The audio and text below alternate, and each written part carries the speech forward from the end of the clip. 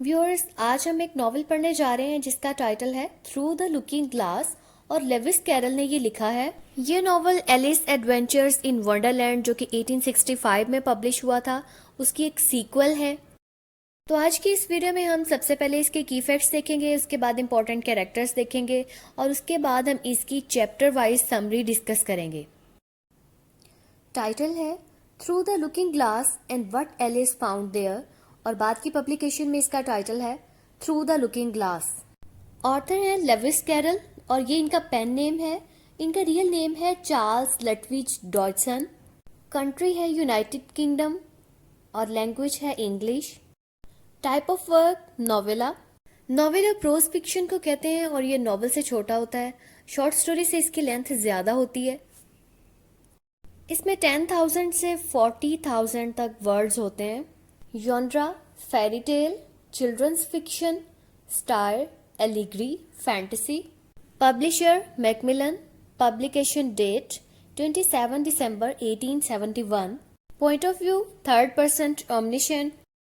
Omniscient narrator कहानी सुनाने वाली ऐसी आवाज है। एक ऐसा नरेटर होता है जो कहानी इस तरह सुनाता है कि उसे कैरेक्टर्स के बारे में सब कुछ मुकम्मल तौर पे पता होता है कि उनके माइंड्स में क्या चल रहा है और उनके पास्ट में क्या कुछ हो चुका है। तो ये सारी चीज़ों के बारे में हमें डिटेल से थर्ड पर्सन में बताता है। Setting England. Looking glass word. Looking glass past में मिरर को कहते थे, यानी आईने को। Total chapters 12। नॉवल आपको पता है कि चैप्टर्स की फॉर्म में लिखा जाता है, तो इस नॉवल के टोटल 12 चैप्टर्स हैं। अब हम इस नॉवल के इम्पोर्टेंट कैरेक्टर्स देख लेते हैं। इसके ज़्यादातर कैरेक्टर्स इमेजिनरी हैं, कुछ कैरेक्टर्स गेम ऑफ चेस से लिए गए हैं और कुछ कैरेक्टर्स बच्चों की जो पोएम्स होती हैं उनसे लिए गए हैं। इस नॉवल का प्रोटैगनिस्ट है एलिस, यानी मेन कैरेक्टर एलिस है जो कि 7 ईयर्स ओल्ड गर्ल है।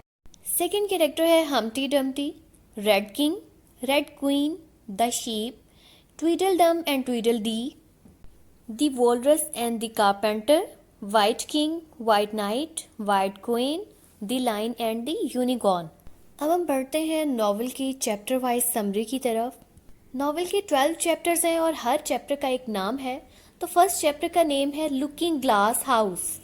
नॉवल जब स्टार्ट होता है तो विंटर का टाइम है और एलिस जो कि 7 ईयर्स ओल्ड गर्ल है और बड़ी इमेजिनेटिव माइंड की ये बच्ची है, ये चेयर पे बैठी हुई है अपने किटन्स के साथ। इसकी कैट का नेम है डायना और उसके 2 किटन्स हैं, एक वाइट कलर का है और एक ब्लैक कलर का है। वाइट किटन को ये स्नोड्रॉप कहती है और ब्लैक किटन को ये किटी कहती है।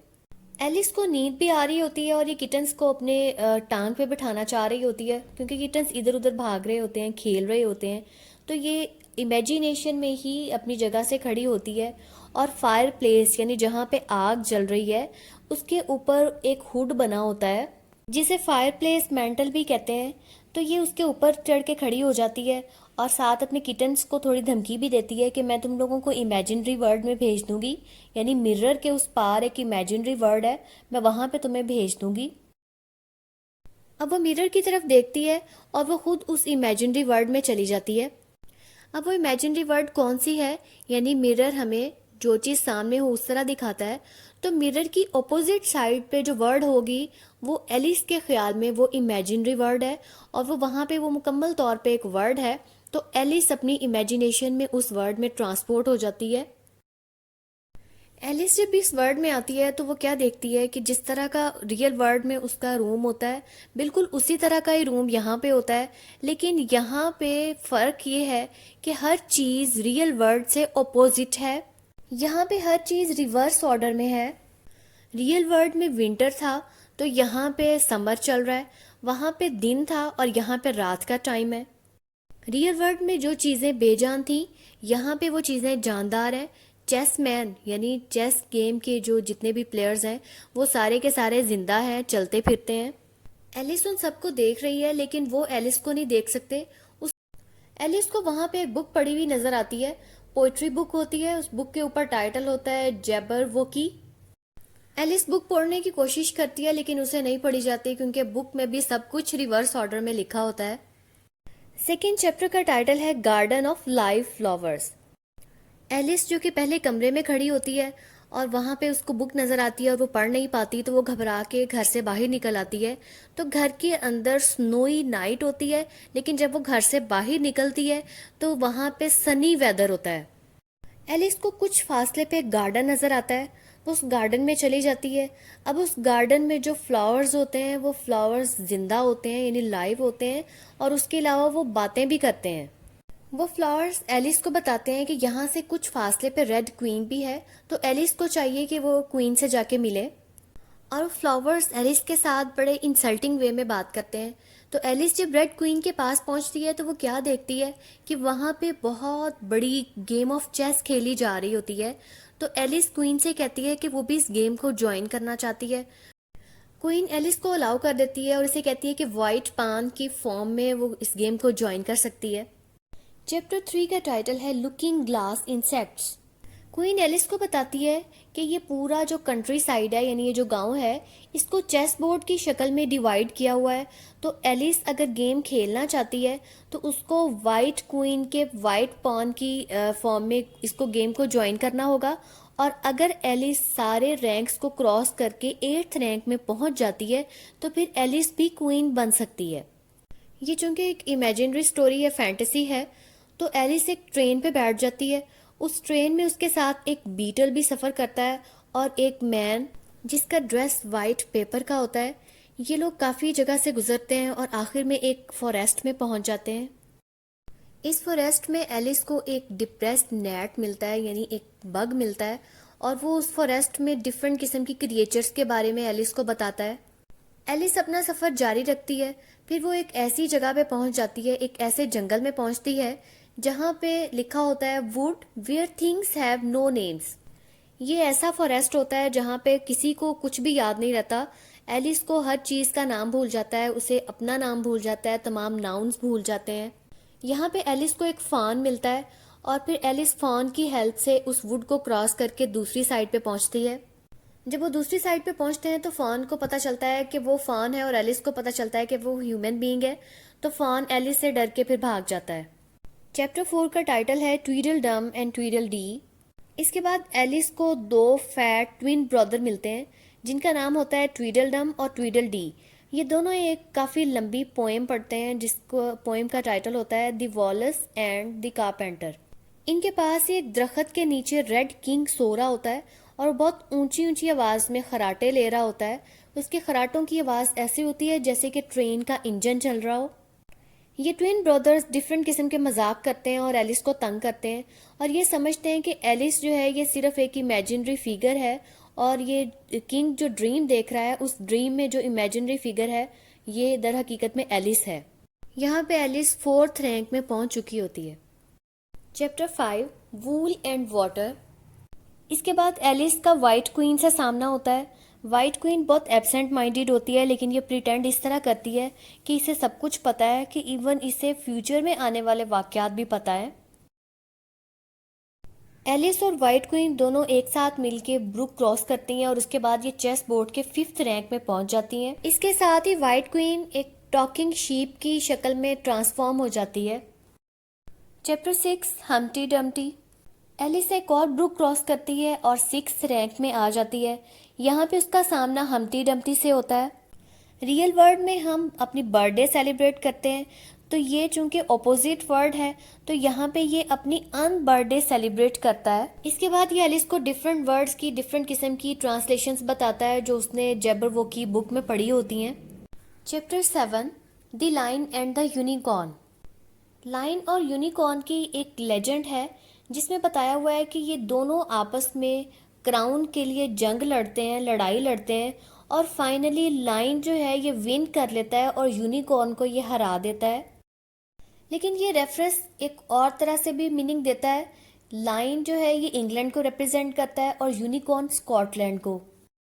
1603 में किंग जेम्स इंग्लैंड के बादशाह बने, तो इनको किंग जेम्स 1 ऑफ इंग्लैंड कहा जाता है। तो ये स्कॉटलैंड के किंग भी थे, जेम्स 6th ऑफ स्कॉटलैंड। इस तरह ये रेफरेंस बहुत सिंबॉलिक है। अब इस चैप्टर में हम्टी डम्टी किंग मैन और किंग हॉर्सेस इन सब की कमांड संभाल लेता है और वाइट किंग के साथ चल पड़ता है। इस चैप्टर में मार्च हेयर और मार्च हेटर भी आते हैं और ये एंग्लो सैक्सन मैसेंजर्स की फॉर्म में आते हैं। Chapter 8 it's my own invention. Alice unicorn और लाइन की फाइट को छोड़ के आगे बढ़ जाती है। एलिस ब्रूक क्रॉस करके 7th रैंक में आ जाती है। अब ये जो फॉरेस्ट है ये रेड नाइट की टेरिटरी है। रेड नाइट एलिस को कैप्चर करना चाहता है, यानी व्हाइट पान को कैप्चर करना चाहता है, लेकिन एलिस की हेल्प के लिए फौरन से व्हाइट नाइट आ जाता है और उसको रेस्क्यू कर लेता है।